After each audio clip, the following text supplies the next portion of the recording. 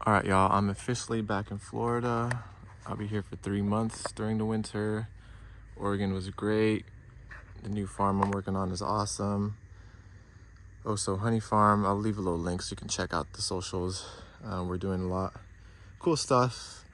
I'll maybe explain in a later video, but for now, I kind of want to just get going on some agroforestry management. We're here at Mary's, and it's early December, so getting into the cooler months of the year, so we're doing some managing, but not a crazy amount, so that we insulate the food forest a little bit from the cooler, drier months. But still, there's still some managing that needs to be done. So we'll start off with this beautiful starfruit tree that's starting to put on fruit. I'm not sure what variety it is, I forget, but it's got a nice little caliper on it. It's looking really good.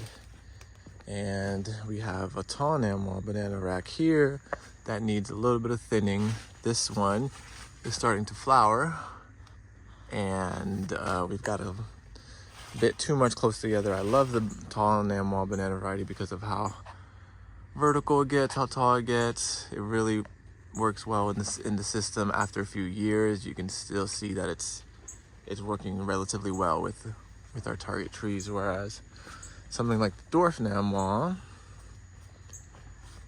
stays relatively about this height, and so it's kind of in the way of of our target trees as they mature. I really love the tall enamel, but it does sucker profusely and they grow fast, so you kind of, if you're not on top of it, it can get ahead of you very easily.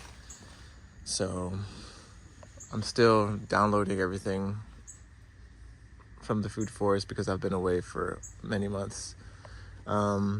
So yeah, I'll just keep rolling with the videos, and we'll see what happens after this little management. See how much sunlight comes in. You can see it's pretty shady, not a lot of sunlight trickling in. That's the eastern side over here, so the sun's coming up. And yeah, we'll take down the canopy just a little bit, but not too much because we are in the cooler, drier months. So let's get to it. All right, so we finished the managing. You can see this is the one that's going to produce here, and this one will produce next. Roughly around the same time, they'll be fruiting. That's not the most ideal thing, to have two banana racks fruiting at the same time off the same clump, but we have a lot of fertility here in the system accumulated, so we can definitely get away with it.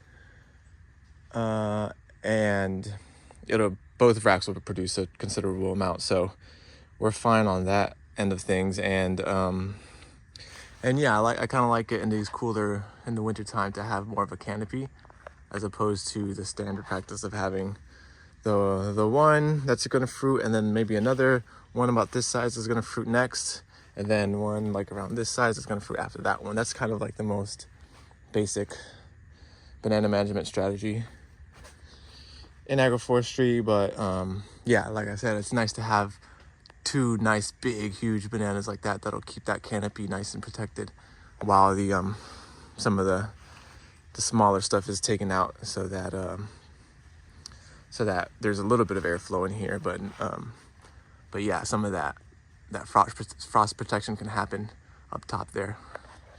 And you can see the old one out where that one was, clearing this out a little bit, giving me some space for suckers if I want to dig them out and sell them as well. So yeah, definitely always a pleasure working with the tall enamel. It's a great variety. And you can see a little bit more of the sun coming in now. The angle of the sun is not quite there yet, but you can see there's an opening now for that right there, for that sun to just come in. And yeah, that's pretty much it. Here's the material, and I'll go ahead and show what it looks like once the material is organized. But I did just want to show kind of what we're working with nowadays here at Mary's, what kind of soil we're working with, just seeing how dark this stuff is. You know, still sandy, but we're in Florida. And a lot of arthropods, a lot of millipedes. The fire ant pressure seems to be a lot less, so I feel like a lot more of the, in the same way that there's like higher succession plants that take a little bit of time to get going, but once they're established, they're very beneficial.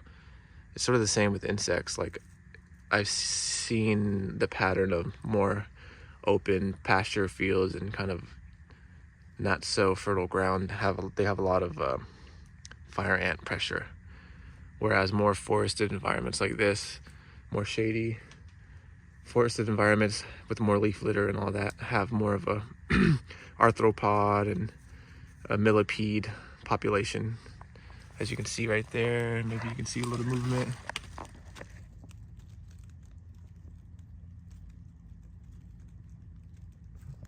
So that's really nice to see.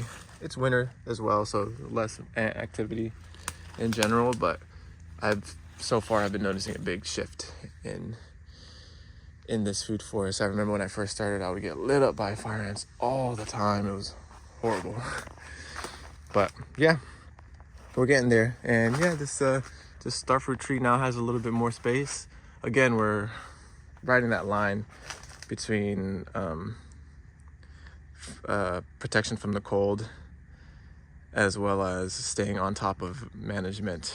You don't want to go too much one way or the other during the winter time here in Florida, in Southwest Florida. So yeah, just use your best judgment, you know. That's what I'm doing here. And just big shout out to Cameron and Jacob and all the people who's been helping Mary's property while I've been away.